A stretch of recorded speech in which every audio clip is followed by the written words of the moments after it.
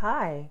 So I always start the intro to my videos with I'm Stephanie Perry and I quit my job to travel for a year, but I haven't really talked yet about those travels. I haven't talked yet about what it was like to travel around the world for a year once I quit my job. My actual why I quit my job to travel for a year video ended up being more like a rant against the hard work and hustle culture, more so than it was about my travels. So I'm going to fix that today.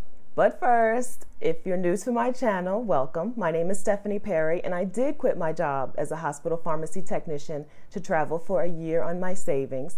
I visited 12 countries in 12 months. I post videos about long-term travel on a budget, especially for people who are considering taking a year off or taking a career break. So if that interests you at all, please take a second and subscribe to my channel. Hit the button and ring that notification bell and you'll be notified when I post a new video. Okay, so sit back, get comfortable, relax. I'll tell you all about my year of travel. I'm from Delaware. I've been an Army veteran. I worked in hospitals for years, and it was just always a constant struggle to get vacation time. I generally had to book my trip, book my flight, and then pray that my vacation time was approved. What was my plan?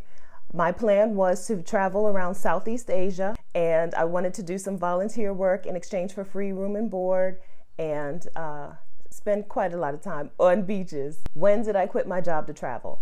I quit September of 2015. I returned home September of 2016 with literally $32 to my name, and I got hired back at my old job, and my parents let me move in with them. Thanks, Mom and Dad. Can I get a thumbs up from my mom and dad? Thanks. So where did I go?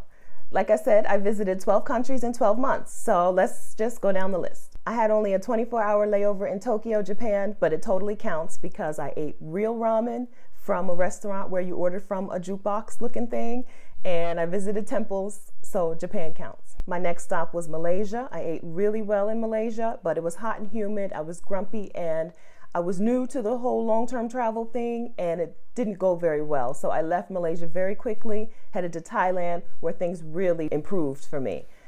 I started in southern Thailand, moved my way north. I spent 2 months total in Thailand, and I'd still go back. Next, I spent 2 months in the Philippines. The Philippine beaches are my favorite beaches in the world so far. And the people are some of my favorite people too. The Philippines is spoiled for gorgeous sunsets. If you just want to lie on some beach, I don't know, and take pictures of beautiful sunsets, go to the Philippines now. If you watch my video, Countries Where Black Travelers Feel Welcome, you know how much I love me some Vietnam. If you haven't seen the video yet, click up there to watch it. Again, I spent 2 months in Vietnam. In Hoi An, Vietnam, I rented a room for $180 for the month. It was biking distance to the beach and to the old town, and the room included a bike.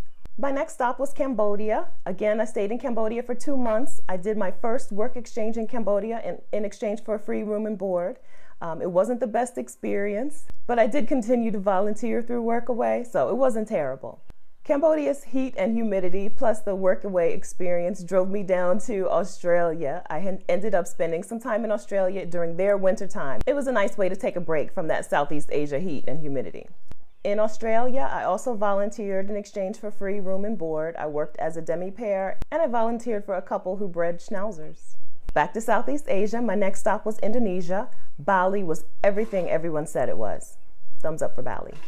I only spent a couple of days in Serbia, but I can see why backpackers and digital nomads love it. It was easy to get around, everything is inexpensive, and it's really a beautiful place. Then I moved on up to Hungary. Budapest is awesome, beautiful architecture, and all the beer, sausages, and sauerkraut you can stand. I spent a few days in France with my cousin Marcy. Hey, Marcy. We kicked it around Paris and had a good time at the Palace of Versailles.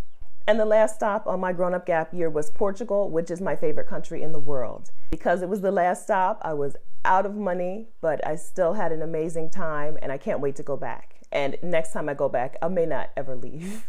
So why did I decide to take that year off in the first place?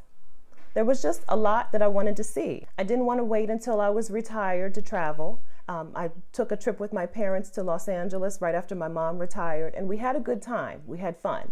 But there, aches and pains limited what they could do during the trip, and I just didn't want to hold off on these experiences. I'm still listening to Michelle Obama's book, Becoming, on audiobook. I listen to it when I walk.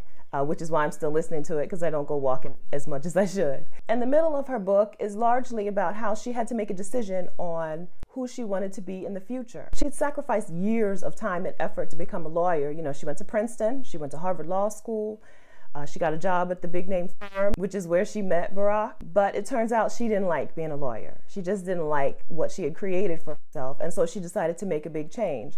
That big move happened to be a move into the mayor's office, where she made connections with people who later encouraged Barack Obama to run for office. But I was really struck by how much detail she went into regarding how she had to try to navigate this change that she was making in her life. I'm not saying that me deciding to take a year off from work in 2014 is going to cause a domino effect of world changes. But what I am saying is that it did change me, and I'm so glad I did it. If you haven't read Becoming yet, I have a link in the description where you can get the audiobook for free from Audible. Audible is an audiobook membership service. They're offering a free 2-month trial membership plus your first 2 audiobooks for free. So like I said, click the link in the description to get Becoming by Michelle Obama. You will love it, guaranteed.